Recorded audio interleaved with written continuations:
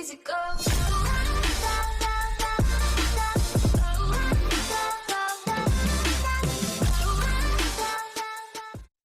Hello guys, SWIR also known as Felts Plays here, back again with another video. In today's video, I'll be giving some tips on how to stay alive longer and get higher kill games in COD Mobile, and how to die less. So before we begin with today's video, the shout out goes to SWIR Sniping, and yes, this is my team I play for, but it's only because I want you guys to check out their amazing content. I was actually featured in this past week's top 5 plays, and we upload a bunch of montages, plays of the weeks, etc.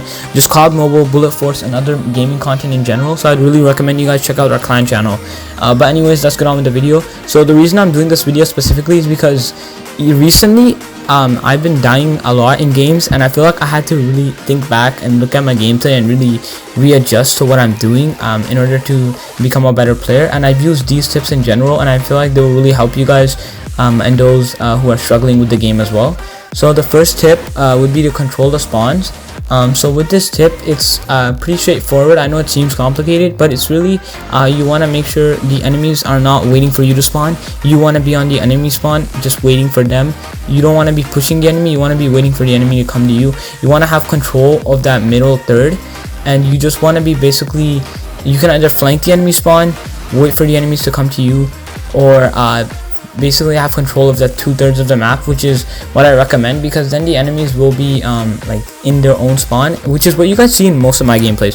What I'm basically pretty much always doing is I usually go to the spawn right away, the enemy spawn right away, because that's when I know I have the most chances of killing them. Because if I'm in the middle, there's a bunch of chaos and it's really complicated. But if I'm near the enemy spawn, although there may be a lot of people, most of the time your teammates are going to be with you, which leads into my second tip, which is use your teammates to your advantage.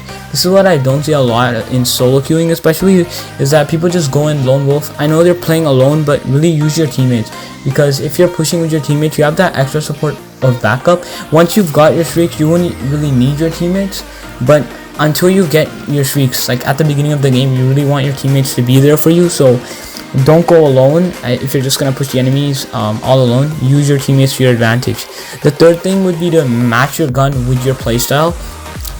This is something I'm trying to I try to improve with, because I used to run a run and gun, like full out guns blazing playstyle, and then I used AR, and then there was an issue with that, right? Because for that sort of playstyle, an SMG is better suited, because you need that extra damage up close and personal.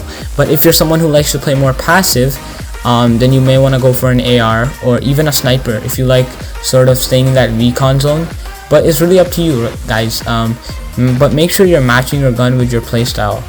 And the next tip is actually to always be alert during the game and be able to switch your game plan depending on what happened in the game. So if the enemy is constantly killing you on one side of the map, switch it up. Don't go there again and again and again. Do the unexpected, right? You don't want to be making it easy for your enemies to get you every time. And that's the same for if you're constantly killing the enemies. Switch around. You'll see a lot of good players, they won't stay in one spot. They'll stay in one spot for a couple seconds, get a few kills, and then they'll move around, because they know that they have that element of surprise up their sleeve. So I really recommend you do that.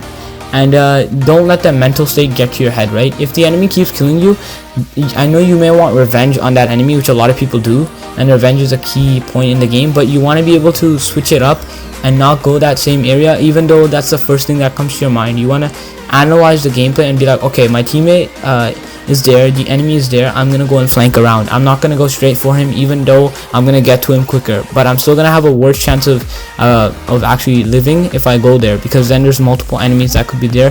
Whereas if I flank, then see, that kind of thought, you gotta have that thought in your mind at all times during your playing, and that just comes with experience. The more you play the game, the more you're gonna get that on time, at the moment sort of thinking strategies. But hope to develop those and keep switching your game plan. Don't stick to one plan throughout the game. The next thing would be to actually play with a party. So this is similar to using your teammates, but I guess it's a much better because you also get the advantage of just enjoying the game more because you're playing with people who you are close to. You're playing with people who you play well with, so you can not only do well in the game, but you can also create custom tactics, and you know what's going on in the game. You know who's pushing where, so you're gonna have that sense of awareness, and you're also gonna have most likely you're gonna have more fun while playing the game.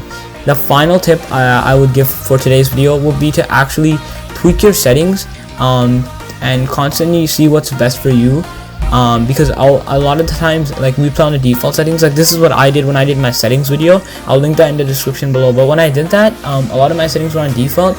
Now I've risen my ADS and fire sensitivity also like 60, 65, and 130. So if you guys are wondering, that's my ADS and fire, I believe. And then, like, I had to change it up because I knew that a lot of people were now strafing much harder, so I needed a higher sensitivity in order to combat that. So always work what's best for you, but don't play at a too low sensitivity or a too high sensitivity where you're uncomfortable, because then your aim is just going to be really sloppy.